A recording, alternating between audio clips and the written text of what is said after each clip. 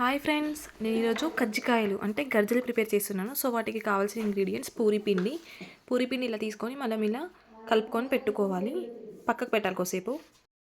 ఇప్పుడు మనం ఈ నువ్వులని ఇలా ఫ్రై చేసుకోవాలి, కొంచెం లైట్గా ఫ్రై చేసి మిక్సీ చేసుకోవాలి.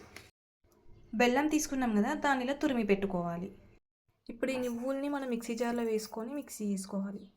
కొంచెం ఫుల్గా కాకుండా లైట్గా మిక్సీ చేసుకోవాలి, మెత్తగా కాకుండా. చూడండి, ఇలా గ్రైండ్ చేసుకోవాలి. పెట్టుకున్నాం కదా, ఇప్పుడు మనం ఇది ఇందులో యాడ్ చేసుకోవాలి. ఇది గర్జల లోపల పెడతారు కదా, అందులో పెట్టడానికి ఇలా ప్రిపేర్ చేస్తున్నాను.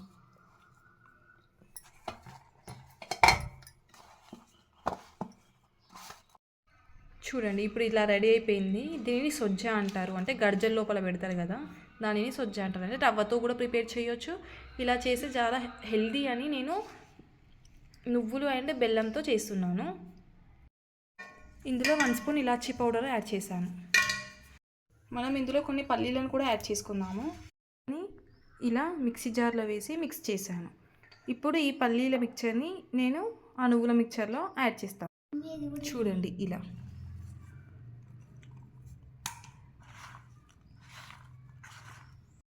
మనం తీసుకున్న పిండి ముద్దని ఇలా రోల్ చేసుకొని చిన్న చిన్న పీసెస్లా కట్ చేసుకోవాలి. చూడండి, ఇలా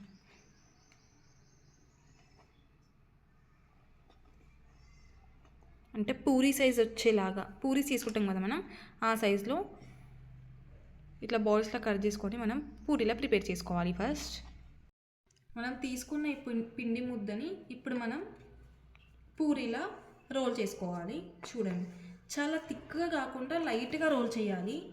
థిక్గా చేస్తే గర్జ మందంగా వస్తుంది, అంటే లైట్గా చేస్తే బాగా పొంగుతుంది అనమాట. సో పూరీని చాలా పలుచగా మనం ప్రిపేర్ చేసుకోవాలి. ఏ షేప్ ఇచ్చినా ఏం కాదు, ఎందుకంటే మనం కట్ చేస్తాం కదా లాస్ట్కి కార్నర్స్. సో షేప్ అది మనకి ట్రయాంగిల్ షేప్లో వస్తుంది. ట్రయాంగిల్ అంటే మొత్తం ట్రయాంగిల్ కాదు, నేను చూపిస్తాను మీకు ఫైనల్లీ షేప్ ఎలా వస్తుందో. సో మనం ఇలా ప్రిపేర్ చేసుకోవాలి.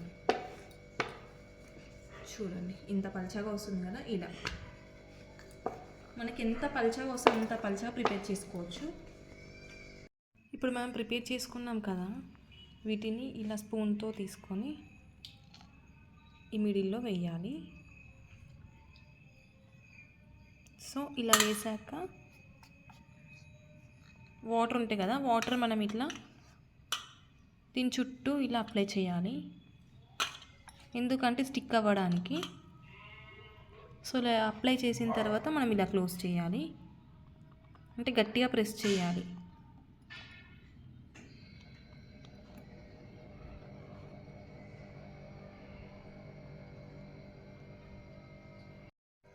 ఈ స్పూన్ ఉంది కదా, మనం ఇది గర్జలకే యూజ్ చేస్తామన్నమాట. ఇటు సైడ్ స్పూన్తో ఇలా తీయడానికి, ఇది షేప్ కట్ చేయడానికి. సో చూడండి, ఇప్పుడు ఇలా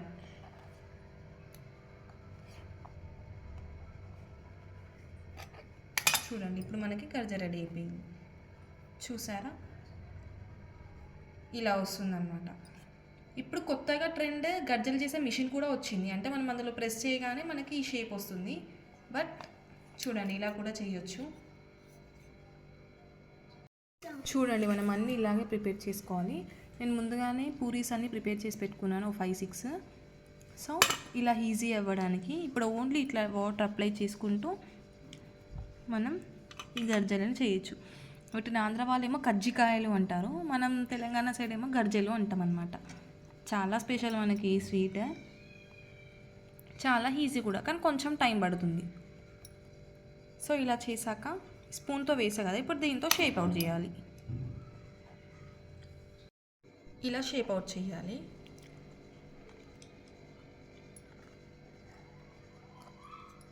చూడండి,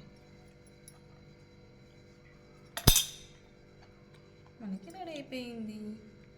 పిల్లలకి ఇలా ఇంట్లో ప్రిపేర్ చేసి ఇస్తే చాలా ఇష్టంగా తింటారు. బయట ఫుడ్ ఎలా ప్రిపేర్ చేస్తారో మనకు తెలియదు కదా, ఆయిల్, ఆ పిండి అట్లాంటివన్నీ. సో ఇంట్లోనే మీరు కూడా ఇలా ట్రై చేయండి.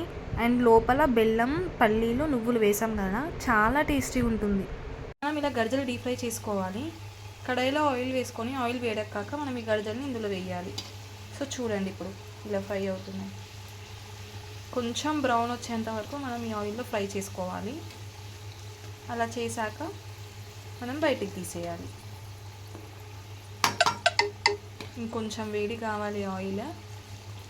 స్లోగా అవుతుంది చూడండి. ఇప్పుడు ఇలా బ్రౌన్గా ఫ్రై అయ్యాయి కదా, ఇప్పుడు మనం తీసుకోవాలి. ఇలా సేమ్ అలాగే మళ్ళీ నెక్స్ట్ కూడా వేసి ఫ్రై చేసుకోవాలి.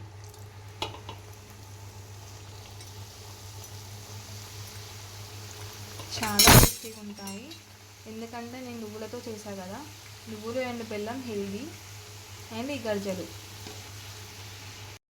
చూడండి ఫ్రెండ్స్, మనకిప్పుడు గర్జలు రెడీ అయిపోయాయి. ఎంతో క్రిస్పీగా యమ్మీగా ఉండే మనకు వేడి వేడి గర్జలు రెడీ అయిపోయాయి. చెప్పాను కదా వీటిని కజ్జికాయలు అని కూడా అంటారు. చూడండి. మీకు ఈ వీడియో కనుక నచ్చినట్టయితే please like, comment, share, subscribe my channel. Thank you for watching.